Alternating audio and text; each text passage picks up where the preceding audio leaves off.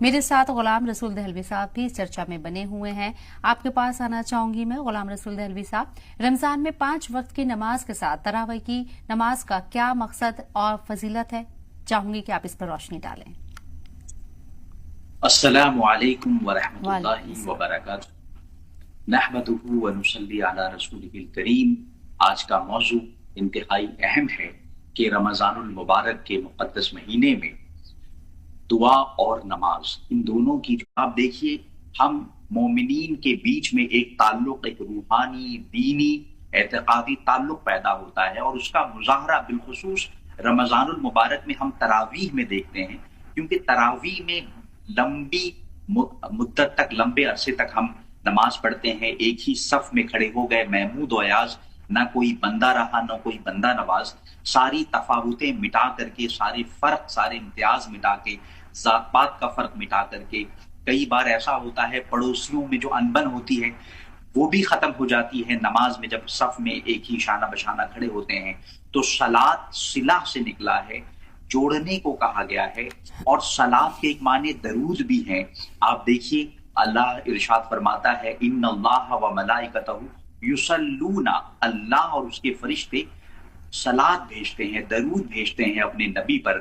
तो ये वो इबादत है जिसमें अल्लाह खुद भी शामिल होता है, फरिश्तों को भी शामिल करता है, बंदों को भी शामिल करता है।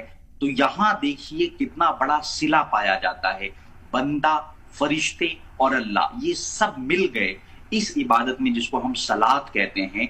तो जिस तरीके से नमाज अहमुल इबादत है, तमाम इबादतों में सबसे अहम तरीन है, नमाज की जान सलात यानी दरूद है, अहमुस सलात है, वो नमाज का सबसे अहम हिस्सा है, और उसके अंदर अल्लाह भी है, खुद बजाते खुद ज़ाते बारी ताला शामिल है, फरिश्ते भी शामिल हैं, बंदे भी शामिल हैं, ये सब मिल जाते हैं।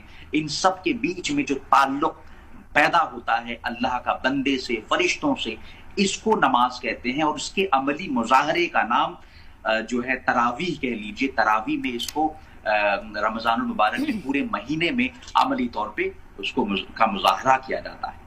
बेशक आपने यहाँ दुरुस्त फरमाया।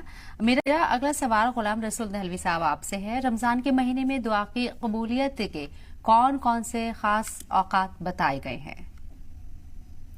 जैसा कि मुफ्ती साहब किबला ने शुरू में ही वाज़ेह फरमाया था कि दुआ की कबूलियत के जो अहम औकात हैं माह रमजानुल मुबारक में, उनमें इफ्तार का जो वक्त है वो बहुत अहम है। इफ्तार से पहले देखिए, बुनियादी तौर पे ये बात याद रखने की जरूरत है, ये याद रखना चाहिए कि रोजेदार साइम अल्लाह का मेहमान है, और मेहमान की मेजबानी अल्लाह रब्बुल इज्जत खुद फरमा रहा है।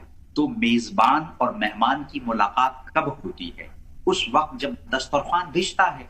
तो जब मेहमान को दस्तरखान पे बुलाया जाता है, दस्तरखान इफ्तारी पे, और मेजबान की रहमतों बरकतें, मेजबान की जलालत में ज़ाते बारी ताला की शमूलियत उसमें होती है, उस वक्त बंदा हाजिर होता है अपने रब के हुजूर में।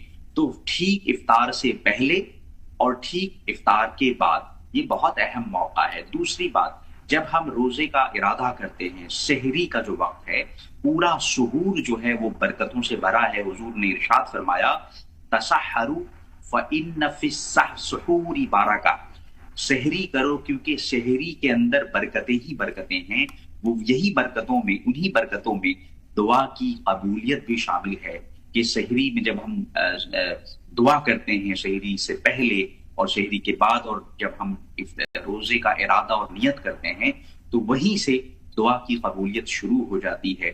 इस तरीके से तमाम औकात जो मफरूजा सलातें हैं, जो नमाजें हैं, उन नमाजों के बाद, फर्ज सलातों के बाद, बिलखुसूस तरावीह की नमाजें, उनके बाद आप देखिए जो 4 रकतों के बाद हम बैठते हैं, वो भी जो हम तस्बीह करते हैं उसमें भी, और बिलखुसूस रातों में तीसरा जो पहर है रमजान में भी और रमजान के अलावा भी दुआओं की फजीलत का वक्त है। यहाँ पर हमारे साथ और भी मेहमान इस चर्चा में बने हुए हैं। गुलाम रसूल दहलवी साहब, आपके पास आना चाहूंगी। रमजान में नमाज इंसान की जिंदगी और किरदार पर किस तरह से असर डालती है, चाहूंगी कि आप इसके ऊपर रोशनी डालें। دیکھیے قرآن کریم میں ہمیں نماز پڑھنے کا جو طریقہ بتایا اور جو مقصد بتایا، بار بار جس کی جانب توجہ مبذول کرائی گئی ہے، تقویٰ. اور آپ دیکھیے قرآن کے کا انداز دیکھیے، کہیں قرآن کہتا ہے فرکعوا، رکوع کرو، کہیں کہتا ہے وسجدوا، سجدہ کرو. لیکن قرآن کریم جب پوری نماز کو بیان کرتا ہے ان ٹوٹیلٹی، تو قرآن کریم ارشاد فرماتا ہے اقیموا الصلاۃ، نماز کو قائم کرو. تو نماز میں تمام ارکان کی جو خصوصیت اور فضیلت ہے وہ اس سے ظاہر ہوتی ہے. جب ہم اپنا ہاتھ باندھتے ہیں تو آپ دیکھیے امام اعظم ابو حنیفہ، ہمارے مذہب حنفی میں ہم ناف کی اور یہ تصور کیا جاتا ہے کہ جو شرور ہیں، شرور انفسنا، نفس کا جو شر ہے، ہم اسے وہیں روکنے کی کوشش کرتے ہیں کہ وہ دل تک نہ آ سکے. اسی طریقے سے مذہب شافعی میں یہ مانا جاتا ہے کہ ہم اوپر باندھتے ہیں کیونکہ دل کے ٹھیک نیچے باندھتے ہیں کہ وہ نہ شر وہاں نہ داخل ہونے پائے.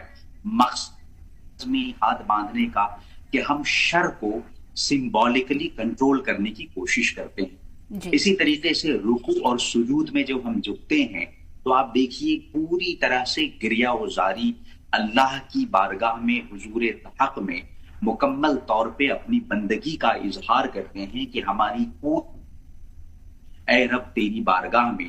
اسی لیے کہا گیا ہے ادعو ربک خیفۃ وتضرعا، اپنے رب کو پکارو، اپنے رب سے دعا کرو، بالکل ہی خوف اور بندگی اور گریہ وزاری کا نمونہ اور اس کی شکل بن جاؤ، خوف میں جھک جاؤ. تو سجدے میں سجدہ ہمیں یہ سکھاتا ہے. اور ان ٹوٹیلٹی جو نماز اقیم الصلاۃ کا جو کانسیپٹ ہے وہ یہ ہے کہ صلاۃ قائم کرو، یعنی صلاۃ جو میں نے شروع میں کہا صلہ، ایک تعلق اللہ کے ساتھ وہ مضبوط بناؤ، اور اسی کے ساتھ ساتھ بندوں کے ساتھ جو تمہارا تعلق ہونا چاہیے، انسانی تعلق، وہ بھی مضبوط بناؤ. مسلمانوں کے ساتھ تو بناؤ ہی، غیر مسلموں کے ساتھ بھی بناؤ. آپ دیکھیے ہماری مسجدوں کے باہر ایک زمانے تک اور آج بھی غیر مسلم حضرات کھڑے ہوتے تھے. ہم نماز کے باہر جاتے تھے اور وہ اپنے بچوں کو لے کے کھڑے ہوتے تھے. انہیں یقین ہوتا تھا، ہماری مسجدوں میں آج بھی یہ چلن پایا جاتا ہے، ہم نماز سے نکلتے ہیں اور ہماری دعاؤں میں، ہماری تلاوتوں میں انہیں یقین ہوتا ہے اور وہ جھاڑ پھونک کے لیے کھڑے ہوتے ہیں. تو یہ جو تعلق بندے کا بندے سے بن رہا ہے، یہ نماز کے بنیادی تصورات میں شامل ہے. بے شک آپ نے بہت درست فرمایا.